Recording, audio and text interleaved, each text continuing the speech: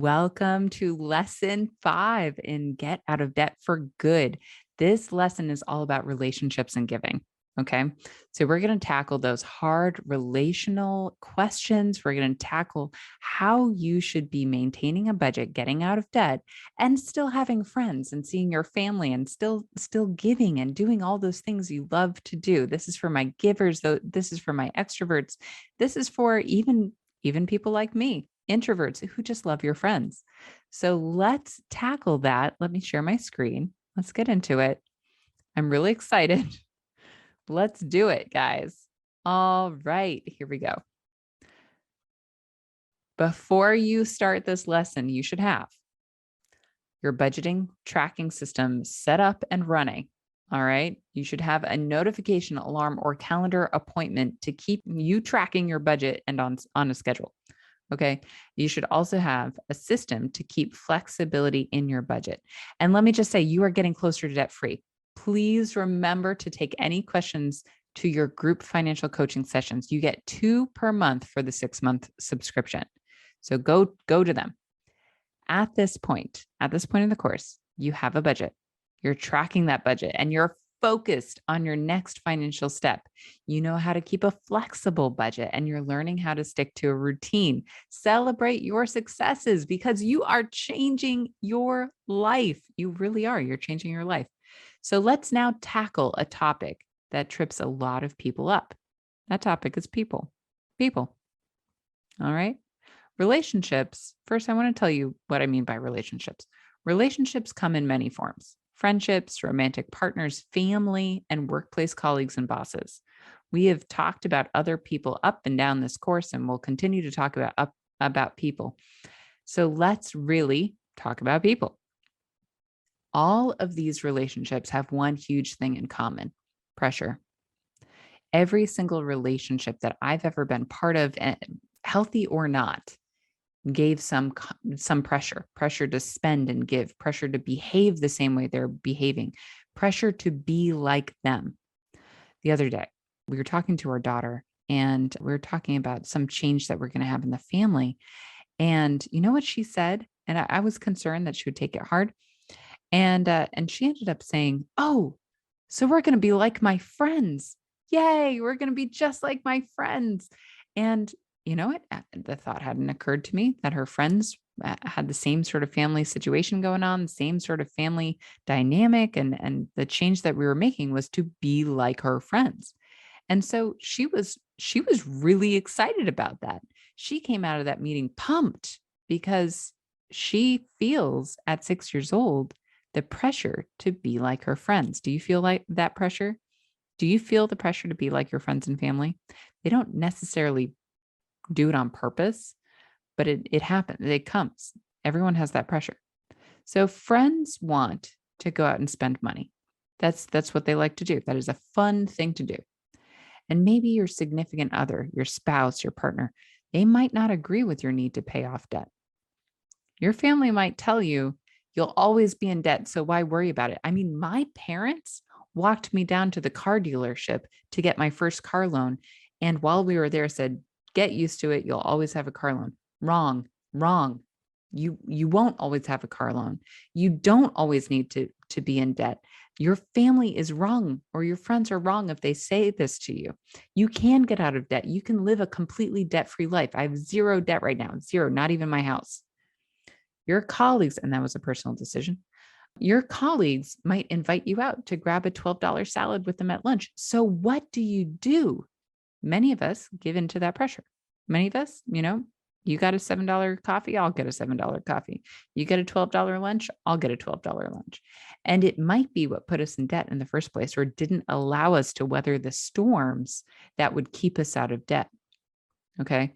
There's a bridal shower here, a baby shower there, a destination wedding, or that wedding gift you just couldn't say no to.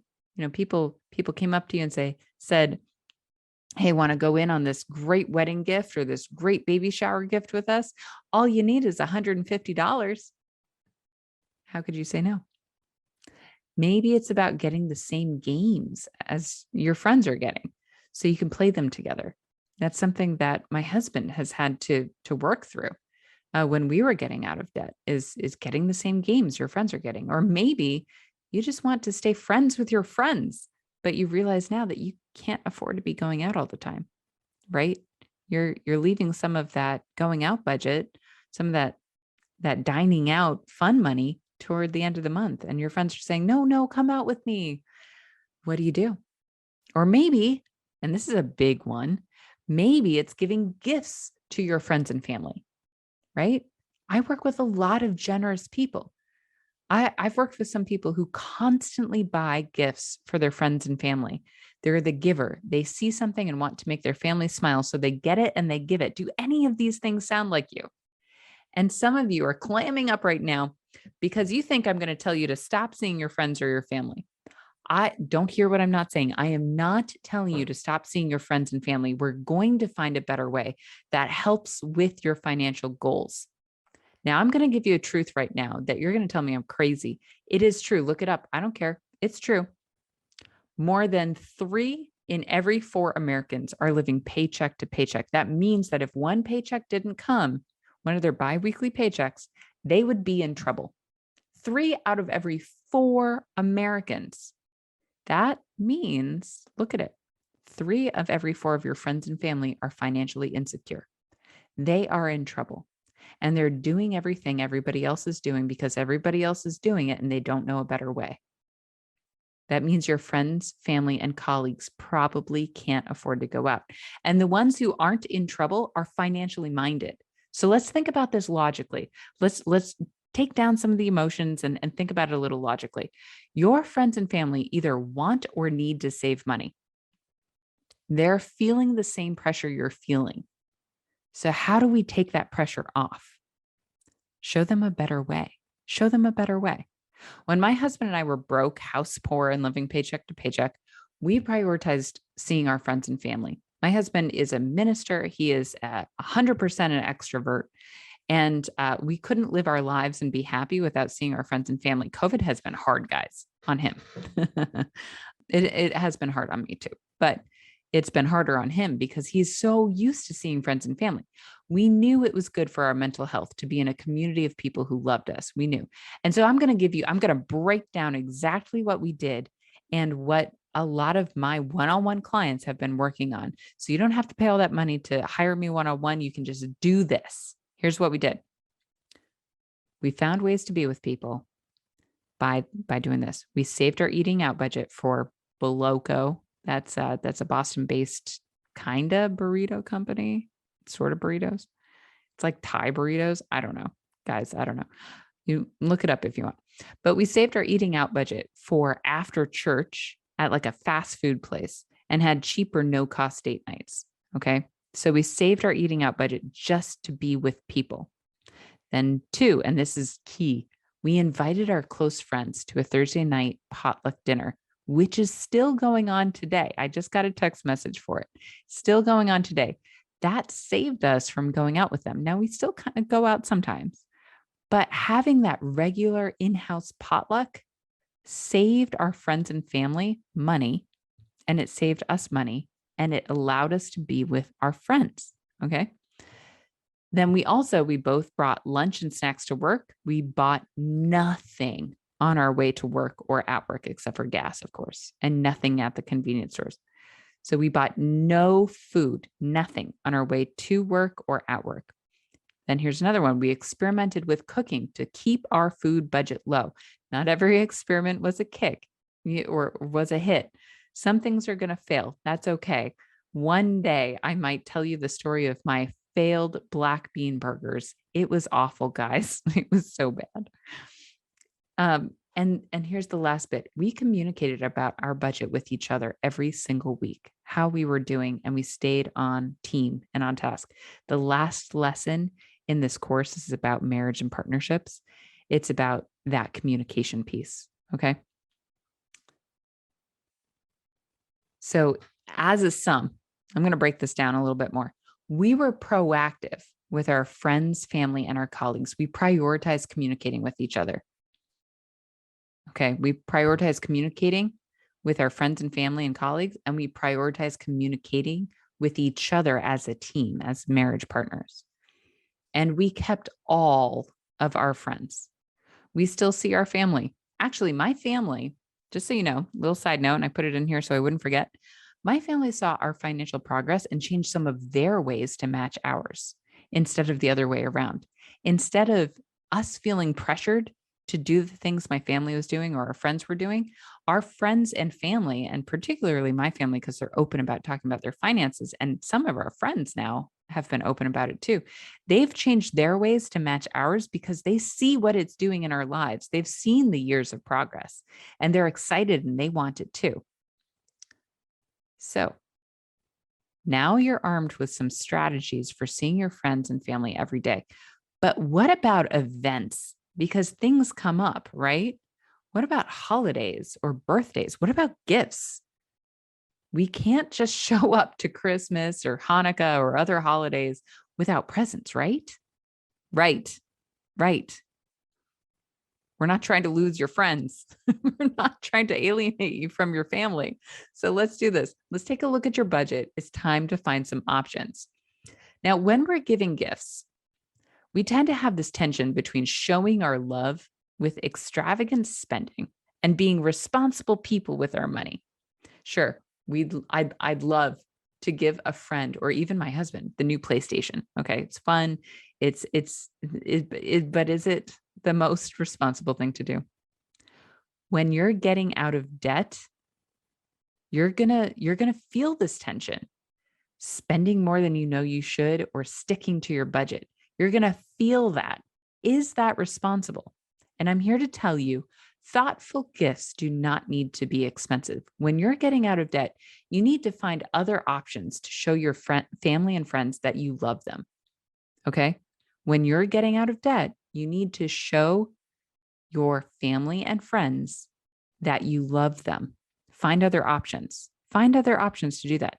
Now you can come to the table with gifts, and here are some options. Homemade foods. I cannot tell you. Those are some of the best gifts I've ever received, and some of the best gifts I've ever given. Homemade food, flavored oils or alcohols, homemade, not expensive ones, homemade crafts, books, babysitting, a massage, thrift store finds. Those are some of the best gifts. A themed box of goodies, right? So like dollar store stuff that you put in a themed box. Maybe they're all yellow, maybe they're all chocolate. I don't know. Some sort of themed box. I did that for years and people loved it. A box of homemade time coupons. So like a babysitting coupon or a, whatever it was coupon, I'll clean your bathroom coupon, a craft kit, or hey, your Netflix password. Thoughtful gifts do not need to be expensive. Find something your friend or family member would love. One of the best gifts I've ever been given was homemade pottery. It was thoughtful. It was made with love. It was glazed. I mean, I don't know how expensive it was. She does it all the time. She makes a lot of pottery. And it is one of my most cherished bowls. Now, here's why it's one of my most cherished ones. Not only is it because she made it herself, but because she knows I love bowls. I love bowls. Okay. If I can put some fruit in it, I love it. I don't know why. Every time I travel, go to another country, I pick up a bowl, wooden or what have you. I just love them. And she knew that and she made me one and it has a little scripture over it and I love it. Put in the budget. Put it in the budget if you plan to purchase or create gifts. Creating gifts is not free. A lot of people will get something like a hand knit scarf or gloves or socks or something like that, and they won't cherish them because it seems easy and it seems inexpensive. And I'd like you to know that yarn is not inexpensive. And the time it took for that person to make that gift is not inexpensive. They could have been doing anything else.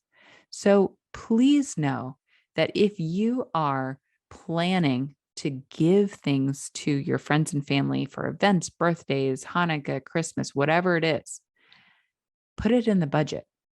Okay. We have 2 gift budgets, a holiday sinking fund.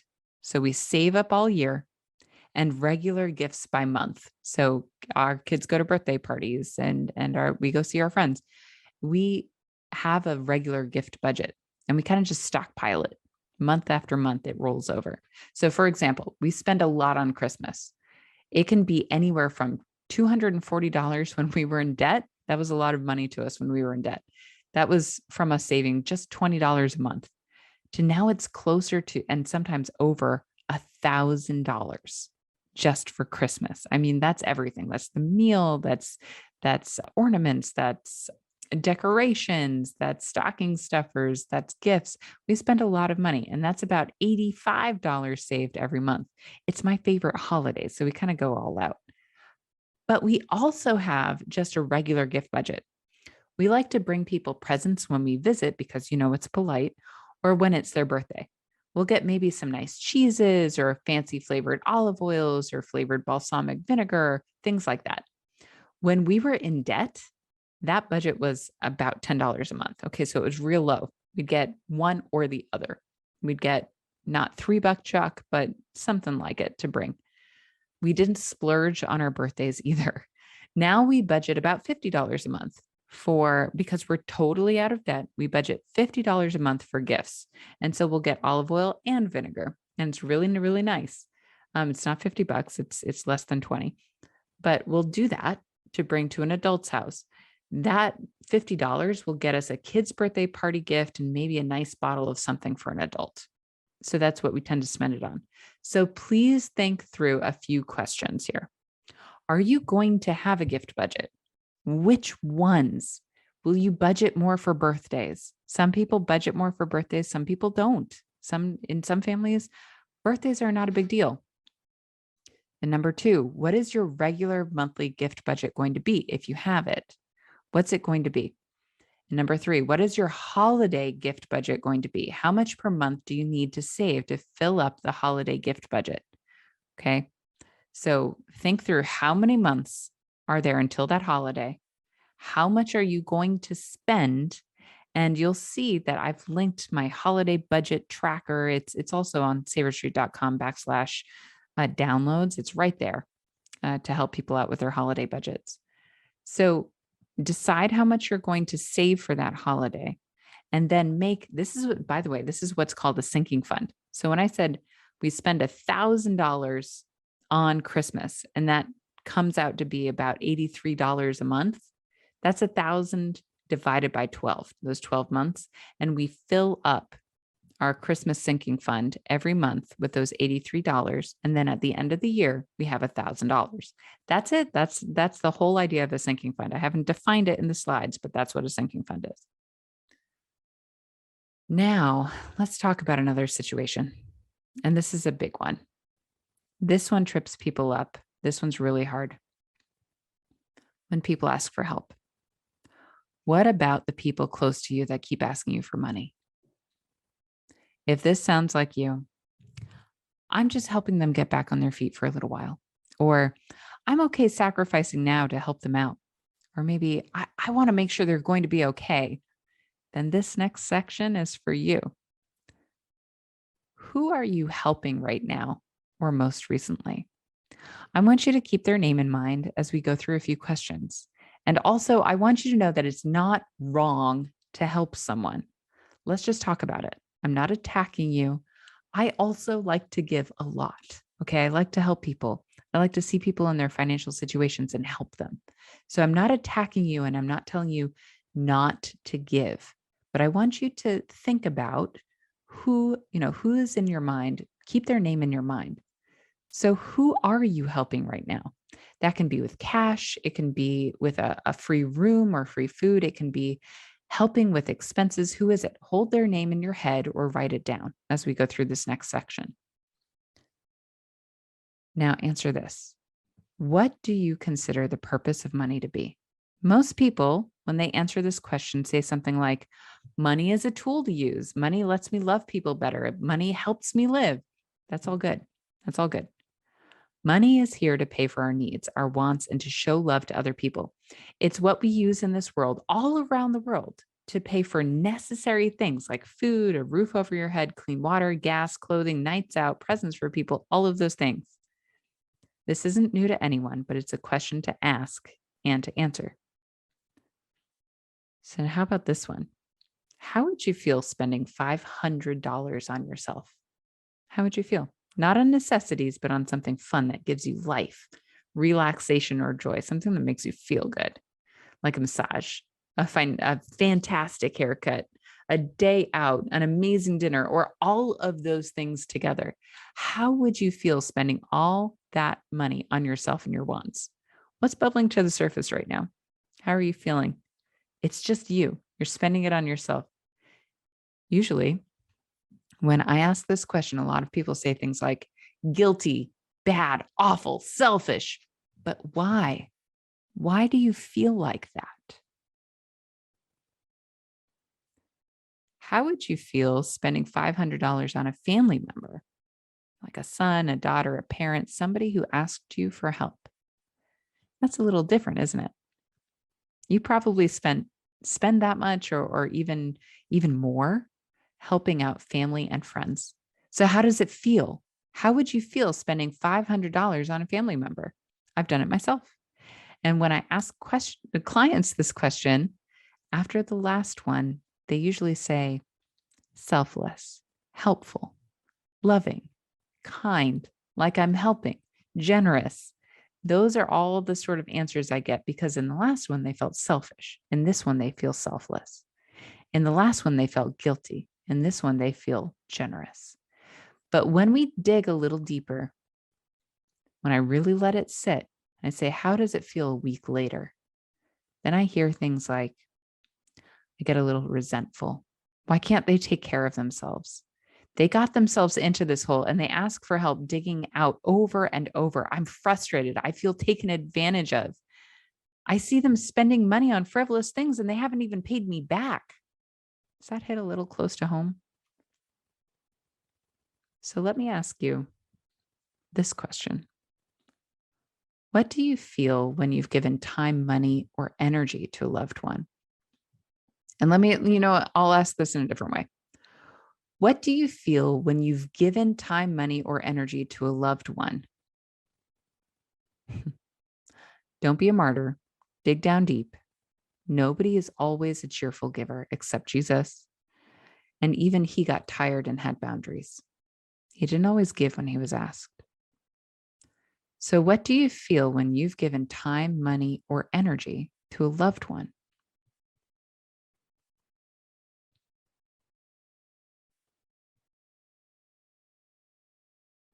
Lots of you right now just said tired. I get you. I hear you. When you give time, money, and energy to a loved one, a lot of you just said tired. Now, let me ask you, what do you gain from giving? Oh, yeah, here we're going there. We're going there, guys. What do you gain from giving? What are you getting out of giving to that person you had in mind? So you wrote down or you have in mind that person. What are you getting when you give to that person? Are you getting peace of mind? Are you getting the satisfaction of knowing you saved them from a terrible situation? Are you feeling like you did the right thing? Our feelings are unreliable. Yes, I said it. And this is totally countercultural. Okay, this is not what we're told in the world right now, but I want you to know your feelings are unreliable. Don't rely on your feelings to tell you if something is the right thing to do or not. That's completely countercultural. It really is. I know. That's what brought our culture to its financial breaking point right now. 3 out of 4 people are living paycheck to paycheck because they're relying on their feelings to tell them what's right. Stop relying on your feelings to tell you what to do. I'm not saying to not have any feelings. I'm saying to stop relying on them to tell you what is the right thing to do. Now let's get back to talking about that person you're helping or have been helping. If they knew you were going into debt to help them, or you were putting off your goals to help, what do you think they'd say? Sometimes in one-on-one coaching, we'll actually have a conference with the son or daughter being helped. Okay.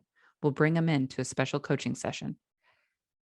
When they know their parents are either going into debt or putting off their retirement to help them, they step up. and figure out their own situation.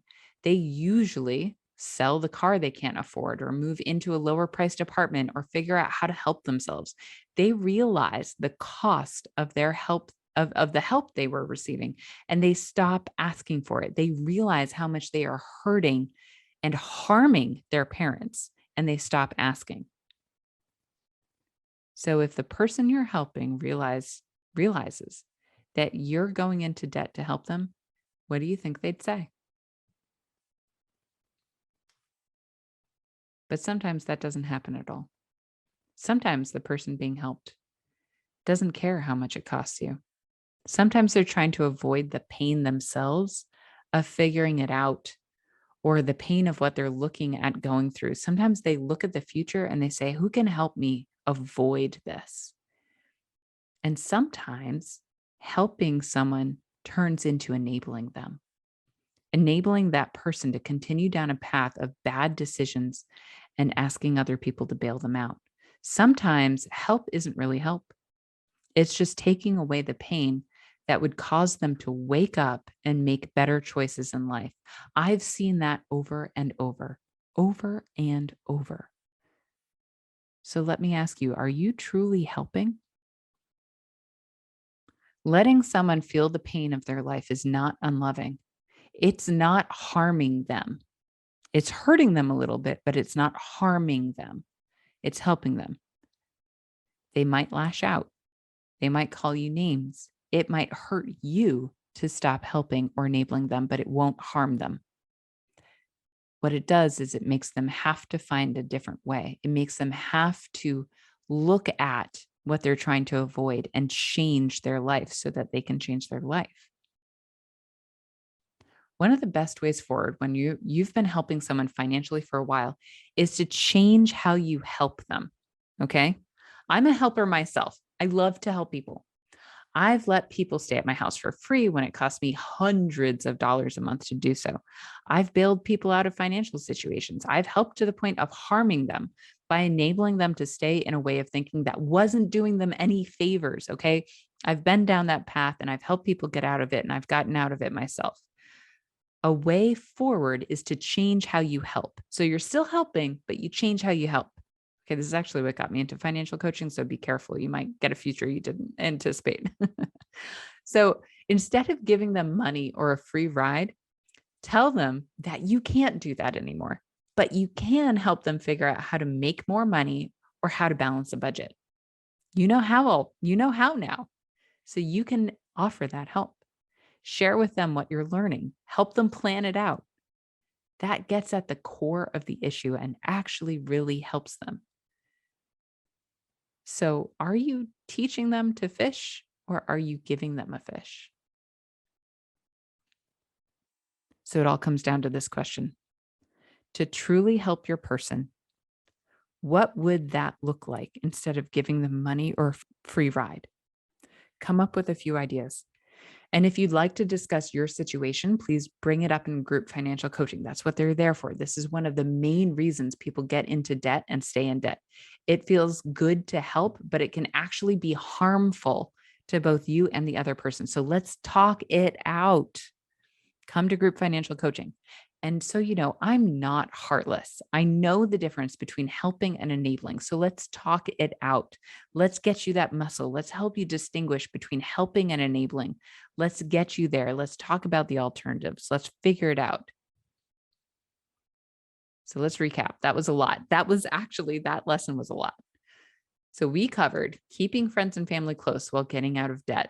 We covered giving gifts that don't break the budget, and we covered helping versus enabling when someone asks for help. So here's your homework. Number 1, get proactive. Talk to your friends and family that you normally go out with. Suggest alternative ways to see each other. And if you have to, tell them why. Only if you have to. A lot of people try to avoid that conversation. It's actually kind of helpful to people.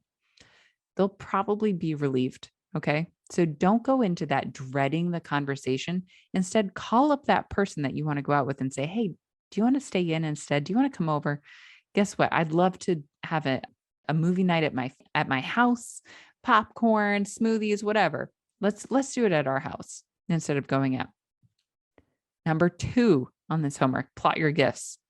List out the next few events, holidays, and birthdays that you'll be going to. Plan ahead for your gifts and start making them or buying them on a budget. I have a download for that. Number 3, think through your giving and help and your help for the people around you. Are you helping or are you enabling? What is your best way forward? How can you change the help you offer to truly allow that person to grow? So this whole lesson is about keeping your friends and your family close while also getting out of debt. It's a hard one. It's a hard lesson to learn, and it's super important to master. So if you have those questions, if you need help, come to group financial coaching. That's what we're there for. We go through these questions all the time. Let's help you get out of debt for good. So before you start the next lesson, you should have a few things: a plan to see your friends and family while maintaining your budget, a plan for thoughtful gifts that keep you on track, paying off debt. Okay. And your talking points for the next time a friend or family asks for financial help. That is all there. I have resources in this lesson to help you. Please go forth and conquer. Keep your friends and your family close. Keep your mental health around you.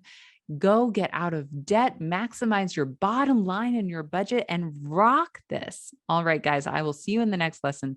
The next lesson is about keeping up the momentum because we are now about 3 months through. Unless you've been blazing through this course, we're about 3 months through. And I want you to keep up the momentum so you can either see what's ahead or see how to get through the doldrums. All right, I will see you there. I'm really excited. Talk to you soon.